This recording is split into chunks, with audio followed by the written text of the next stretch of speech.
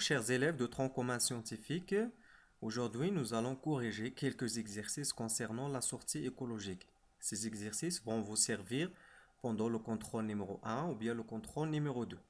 Donc, on commence par l'exercice numéro 1. Il est composé de 6 énoncés et ce qui est demandé, c'est de cocher la bonne réponse. Donc, cocher la bonne réponse dans chaque série de propositions.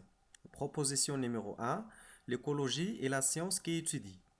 Est-ce qu'il étudie les interactions entre les êtres vivants, ou bien la respiration chez les êtres vivants, les relations entre les êtres vivants et leur milieu, ou bien la nutrition chez les êtres vivants? Donc, l'écologie est la science qui étudie les interactions entre les êtres vivants et aussi les relations entre les êtres vivants et leur milieu. L'énoncé ou bien la proposition numéro 2, les critères utilisés pour classer les végétaux en strates sont: est-ce que la couleur des plantes, le type des plantes, la présence des fleurs ou bien la hauteur des arbres? Donc le critère utilisé pour classer les strates des végétaux, c'est la stratification verticale, donc on utilise la hauteur des plantes. La proposition numéro 3, la technique du quadrillage permet de calculer la hauteur des arbres, effectuer des profils topographiques, chasser des insectes ou bien recenser des végétaux. Donc la technique de quadrillage permet de recenser les végétaux dans le milieu au cours de la sortie.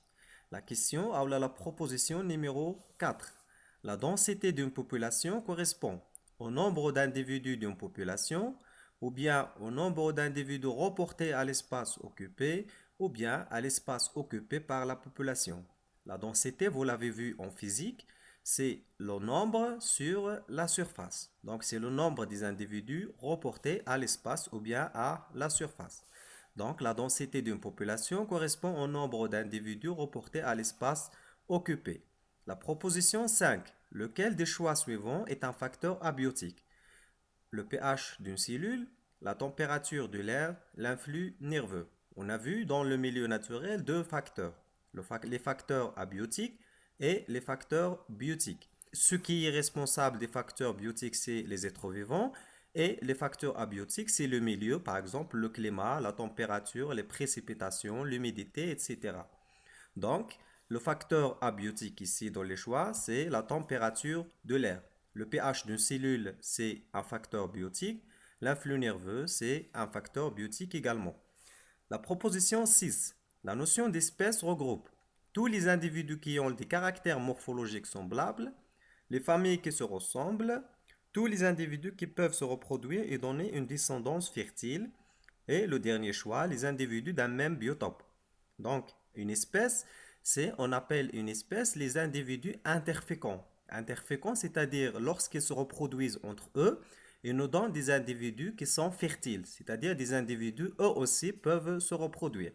Donc, la notion d'espèce regroupe tous les individus qui peuvent se reproduire et donner une descendance fertile. Très bien. Comme ça, on a terminé l'exercice numéro 1. On passe à l'exercice numéro 2. L'exercice numéro 2, la question c'est: rédiger une phrase à partir des mots de chaque groupe. On a 1, 2, 3, 4, 5 groupes, A, B, C, D, E. Et on a dans chaque groupe quelques mots. À partir de ces mots, on va construire une phrase. Donc le premier groupe, le groupe A, biocénose, être vivant, biotope. Biocénose, c'est-à-dire les êtres vivants qui vivent dans un milieu, et ce milieu, on l'appelle biotope. Donc la phrase c'est: la biocénose est l'ensemble des êtres vivants d'un biotope. La biocénose est l'ensemble des êtres vivants d'un biotope. Très bien.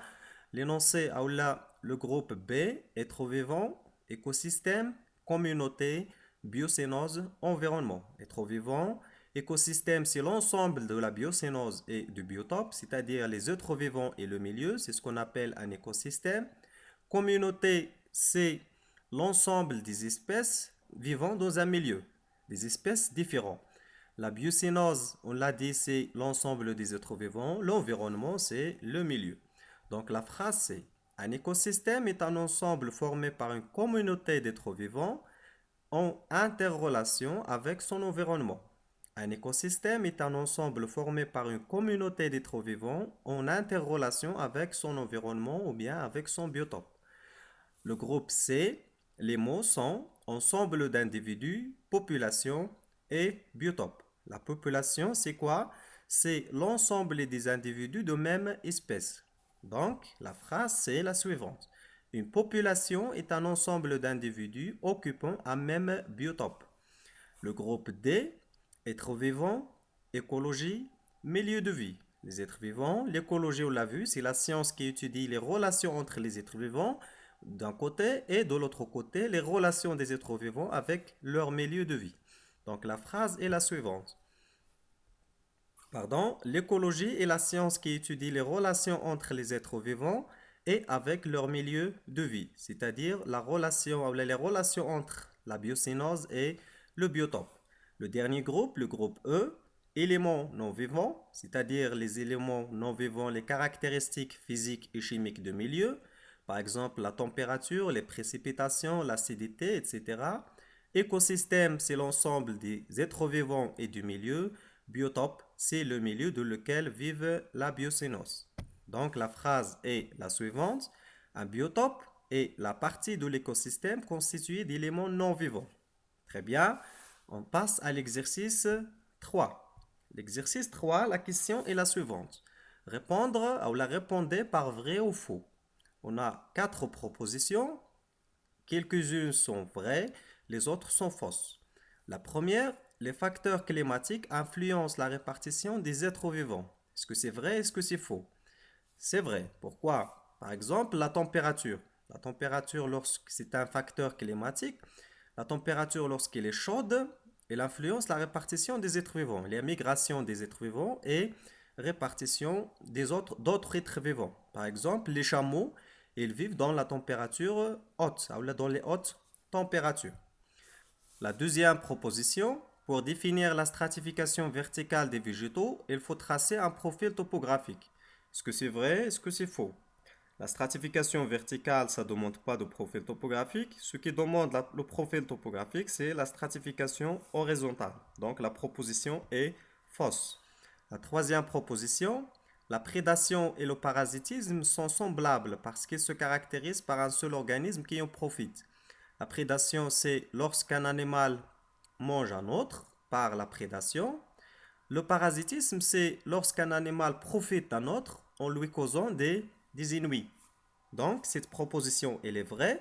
Pourquoi? Parce que dans la prédation, un seul organisme profite.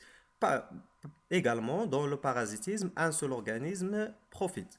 La dernière proposition, chez les plantes vertes, la photosynthèse fonctionne uniquement la nuit. C'est faux. Pourquoi? Parce que la photosynthèse demande la présence de la lumière. Et dans la nuit, il n'y a pas de lumière, donc il n'y a pas de photosynthèse. Donc, chez les plantes vertes, la photosynthèse fonctionne uniquement le jour. Le jour, c'est-à-dire il y a la lumière. On passe à l'exercice 4. L'exercice 4, il est composé de 2 questions qui sont en relation l'une avec l'autre. La question numéro 1, placez par ordre croissant les 4 termes suivants, du plus restreint au plus large. On a 4 termes, communauté, organisme, écosystème, population. On va les organiser du plus restreint au plus large. Donc, communauté, on l'a déjà vu, c'est l'ensemble des espèces différentes qui vivent dans un même milieu. Un organisme, c'est un être, un individu. Un écosystème, c'est l'ensemble des êtres vivants de leur milieu. Une population, c'est l'ensemble des individus appartenant aux mêmes espèces et vivant dans un même biotope. Donc, le choix ou l'organisation est la suivante. Plus restreint ou plus large, organisme, population, communauté, écosystème. On va voir un exemple dans la question numéro 2. La question numéro 2, en relation avec la question numéro 1, associez l'un de ces 4 termes à chacun des 4 exemples suivants. Donc, on a 4 exemples et on va attacher chaque terme à un exemple. Le premier exemple, c'est l'ensemble des truites grises vivant dans le lac Defni. Le lac Defni, c'est un lac qui se trouve au Maroc, dans les montagnes de Toubkal. Donc, l'ensemble des truites, c'est des poissons qui vivent dans le lac. Donc, c'est une population. Pourquoi? Parce que c'est un ensemble des individus qui appartient à la même espèce. L'espèce ici, c'est les truites grises. Le deuxième exemple, le lac Defni. Comment on va appeler le lac Defni? Le lac Defni, c'est le lieu où vivent les truites, donc c'est un écosystème. Troisième exemple, une truite grise vivant dans les profondeurs de lac défini. Comment on va l'appeler? C'est un organisme. Pourquoi? Parce que c'est un individu, une truite. Un individu, on l'appelle ou bien individu ou bien organisme.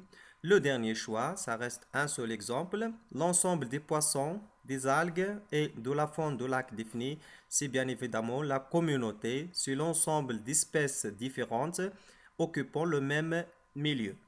Cette série d'exercices arrive à sa fin. Je vous remercie pour votre attention et je vous donne rendez-vous la vidéo suivante. Vous trouverez le lien dans la description. N'oubliez pas de laisser vos commentaires, vos avis et d'aimer la vidéo. Merci et à très bientôt.